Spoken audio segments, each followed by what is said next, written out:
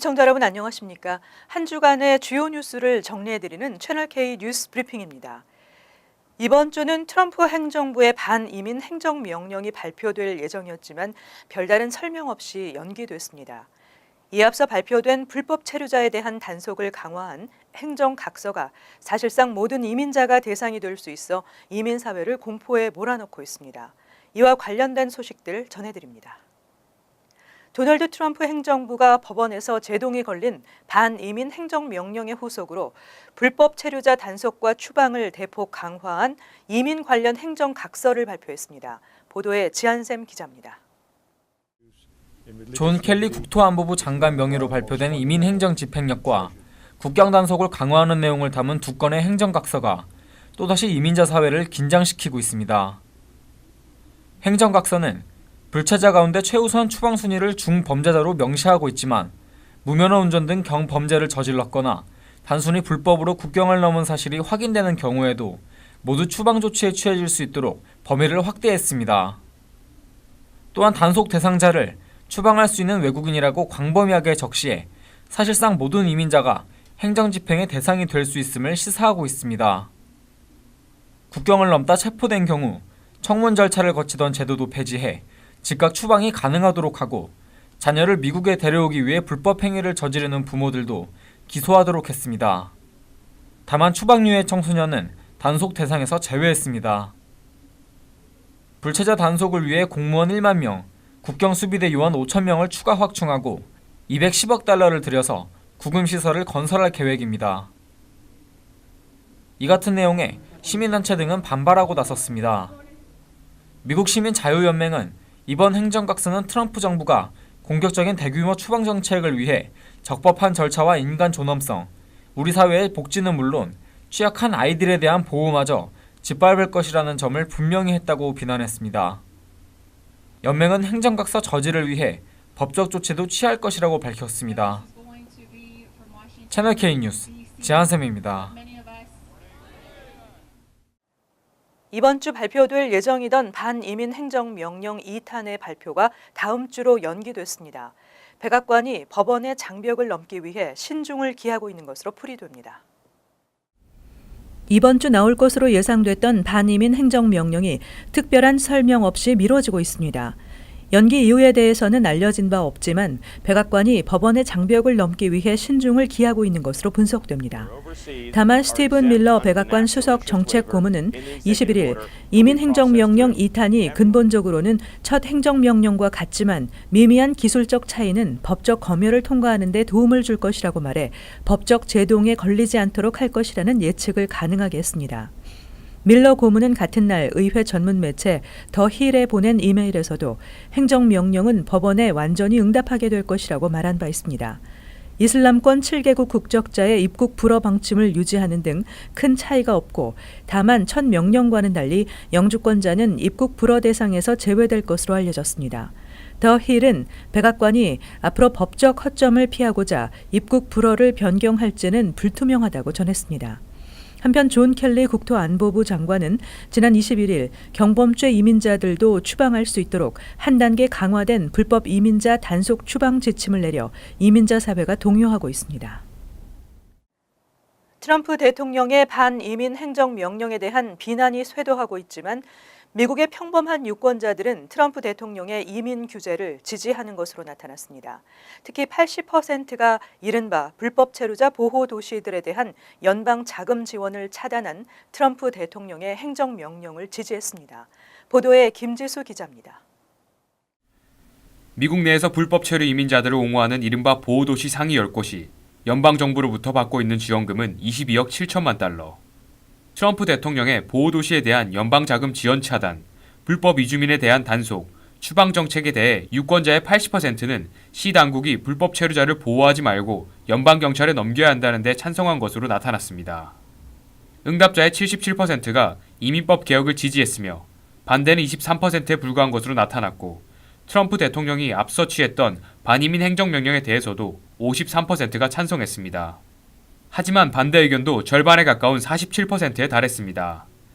중동 및 아프리카 7개국가 국민 입국 금지 조치에 대해서도 56%가 찬성했고 7개국을 무슬림 다수 국가로 규정하는 데에도 60%가 찬성 입장을 밝혔습니다. 법원이 행정명령을 중단시킨 데 대해서는 38%가 국가가 덜 안전해졌다고 답했고 36%는 별 변화 없다고 답했습니다. 더 안전해졌다는 답은 26%에 불과했습니다. 다만 멕시코와의 국경에 장벽을 건설하는 행정명령에 대해서는 53%가 반대하고 47%가 찬성해 반대 의견이 더 많았습니다. 국경 지역에 경찰 배치를 늘려 정찰을 강화하는 데 대해서는 75%가 찬성했으며 반대 의견은 25%에 머물렀습니다. 채널 K 뉴스 김지수입니다. 트럼프 대통령이 추진하고 있는 국경 조정세 도입에 대해 여러 경고가 나오고 있습니다. 특히 자동차와 휘발유 등이 큰 폭으로 인상되고 전반적인 물가 상승에도 영향이 클 것으로 전망됩니다. 트럼프 대통령은 멕시코 국경에 장벽을 세우려는 자금으로 국경세 도입을 강조하고 있습니다. 하지만 국경세 도입은 미국 우선주의를 성공시킬 수는 있어도 세계 무역에 대학살이 발생하고 달러 강세를 유발할 것이라는 경고가 나오고 있습니다.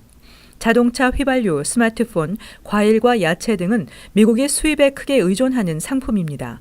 CBS 머니워치가 유엔의 세관 통계 데이터베이스를 바탕으로 분석한 결과 이들 상품은 국경세 도입 때 가격이 큰 폭으로 인상되는 것으로 조사됐습니다. 대부분 수입에 의존하는 자동차와 자동차 부품은 특히 제너럴 모터스와 크라이슬러 부품 수입을 멕시코에 크게 의존하고 있는데 국경세 도입 시 대부분의 차량 가격은 $2,000에서 $3,000가량 인상될 것으로 전망됐습니다. 수입량이 두 번째로 많은 석유 제품도 국경세 20% 도입 시 휘발유 값은 갤런당 평균 $2.82로 인상될 가능성이 높습니다. 또 유가 인상은 운반비 상승으로 이어지면서 전반적인 물가 인상에도 영향을 주게 됩니다. 스마트폰 가격도 국경세 20%가 부과되면 소매가는 $500 이상으로 올라갈 전망입니다.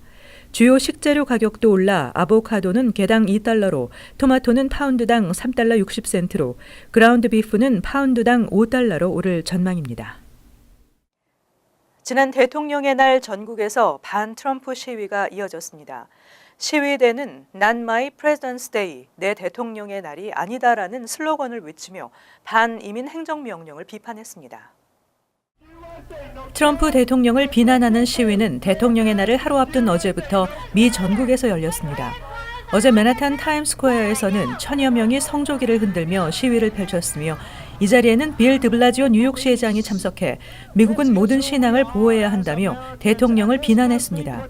시위는 대통령의 날인 오늘도 이어져 맨하탄 컬럼버스 서클 인근에서 모인 수천 명의 시위대는 Not My President's Day, 내 대통령의 날이 아니다라는 구호를 외치며 대통령의 정책을 비난했습니다.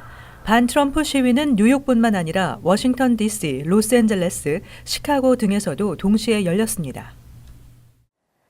전국에서 체포된 680여 명의 불법 체류자들은 현재 추방 절차를 거치고 있는 것으로 알려졌습니다. 이민 세관 단속국은 체포 대상자 대부분이 중범죄자라고 강조하면서 전국적인 무작위 추방 단속은 아니라고 밝혔습니다. 대대적인 불법 체류자 체포 작전 결과 전국에서 680여 명, 뉴욕주에서만 41명이 체포돼 현재 추방 절차를 거치고 있습니다. 하지만 ICA는 680여 명 모두가 중범죄로 유죄 판결을 받은 기록이 있는 것으로 드러났다고 강조했습니다. 앞서 당국도 이번 단속에서 체포된 불법 체류자 가운데 75%는 전과자라고 밝힌 바 있습니다. 특히 뉴욕에서 체포된 불법 체류자들 중 12명은 심각한 성범죄 전과자로 성폭행 3명과 아동 성폭행 6명으로 알려졌습니다. 9명은 마약과 음주운전, 3명은 강도, 2명은 코케인 불법 유통과 판매 등의 전과가 있었습니다. 존 켈리 국토안보부 장관이 밝혔듯이 이번 단속은 중범죄 이민자를 대상으로 한 일상적인 것이며 오바마 행정부 시절에도 우선 추방 단속 대상으로 분류됐었습니다. 하지만 이번 단속에서 체포된 불법 체류자들의 범죄가 언제 유죄 판결을 받은 것인지에 대해서는 불확실합니다. 18일 뉴욕타임즈는 익명의 ICA 관계자를 인용해 체포된 불법 체류자들은 현재 각 지역 이민구치소에 수감돼 있으며 이 가운데 추방된 케이스는 아직 없는 것으로 보인다고 보도했습니다. 또 전국에서 무작위 추방 단속이 이루어지고 있다는 보도는 사실이 아니라고 밝혔습니다. 학자금 부채 상환 자금에 세금 혜택을 주는 정책이 뉴욕주 상원에서 추진되고 있습니다. 급여에서 학자금 부채만큼 소득세 공제 혜택을 받고 고용주도 세금 혜택을 받게 됩니다. 20일 데일리 뉴스는 주 상원 독립민주 컨퍼런스가 주정부 세금 혜택과 재융자 프로그램을 올해 예산안에 포함시키는 방안을 강구하고 있다고 보도했습니다. 대학 졸업자들이 학자금 부채로 경제적 어려움을 겪는 상황에서 부채 상환에 활용되는 자금에 세금 혜택을 주는 것이 골자입니다. 운영 방식은 급여에서 학자금 부채 상환에 쓸 돈을 따로 떼어 해당 금액만큼의 소득세 공제 혜택을 받는 것입니다. 이 경우 고용주도 매칭한 금액만큼 주정부의 세금 혜택을 받을 수 있도록 했습니다. 재융자 프로그램은 학자금 부채가 최소 $10,000 이상 남은 채무자에게 제공되게 하고 1인당 최대 $70,000까지 재융자할 수 있습니다. 이 프로그램이 계획대로 시행되면 1억 3,550만 달러 정도의 세금 수입이 줄어들 수 있지만 그래도 학자금 부채에 대한 지원이 없이는 대학 졸업자들의 사회적 성장과 경제적 안정을 기대하기 어렵다는 것이 독립민주 컨퍼런스의 생각입니다. 이외 독립민주 컨퍼런스는 주정부 학비 지원 프로그램 혜택 대상을 중산층과 서류 미비자로 확대하는 계획도 올해 예산안에 포함시키기 위해 공화당과 협의 중입니다. 앞으로 뉴욕주 내 모든 개인 사기업에서 새로운 가족 유급 병가 제도가 시행됩니다. 뉴욕주가 내년부터 단계적으로 직장인들에게 최대 12주까지 가족에 대한 유급 병가를 허용합니다. 뉴욕주는 22일 2018년부터 최대 8주간 직장인들에게 가족 유급 병가를 주도록 하는 법안을 발표했습니다. 쿠오모 주지사는 사랑하는 가족을 돌봐야 하는 경우에도 대부분의 직장인들이 생계와 직장을 잃을 걱정에 쉽게 병가를 내지 못한다며 환영의 뜻을 밝혔습니다. 법안에 따르면 직원은 가족 구성원의 간호나 치료를 위해 병가를 이용할 권리가 있으며 임금의 일정 부분을 받을 수 있고 복직도 보장됩니다. 법안은 단계적으로 내년 1월 1일부터는 최대 8주 병가의 주급 50%를 2019년과 2020년은 최대 10주로 늘고 주급은 각각 55%와 60%를 지급하며 2021년에는 최대 12주로 늘어나고 주급도 67%를 받을 수 있게 점차 확대 시행하도록 했습니다. 하지만 가족 유급 병가를 신청하기 위해서는 최소 26주간 풀타임 근무, 175일간 파타임으로 일했어야 합니다. 적용 대상은 12개월 이하 신생아를 둔 부모, 심한 병으로 간호가 필요한 자녀, 부모, 조부모를 둔 직원과 군복무를 하는 배우자나 자녀, 부모를 둔 직원입니다. 앞으로 뉴욕주 내 모든 개인 사기업에서 새 가족 유급 병가 제도가 시행됩니다. 쿠오모 주지사는 가족 유급 병가에 대해 전국에서 가장 개선된 병가 제도라고 강조했습니다. 한편 오바마 전 대통령도 전국 직장인들이 유급 병가와 가족 휴가 혜택을 받아야 한다며 관련 법안 제정을 촉구한 바 있습니다. 뉴욕시 스쿨존 감시 카메라가 최근 크게 많아졌습니다. 이에 따라 과속 차량에 대한 티켓 발부 건수가 역대 최고를 기록하기도 했는데요. 운전자가 속도를 줄일수록 교통 사망 사고는 크게 줄어든다고 합니다. 단속을 떠나 학생들의 안전을 위해서라도 특히 스쿨존에서는 각별히 주의하셔야 할 것 같습니다. 이상으로 채널K 뉴스 브리핑을 마칩니다. 시청해주신 여러분 고맙습니다.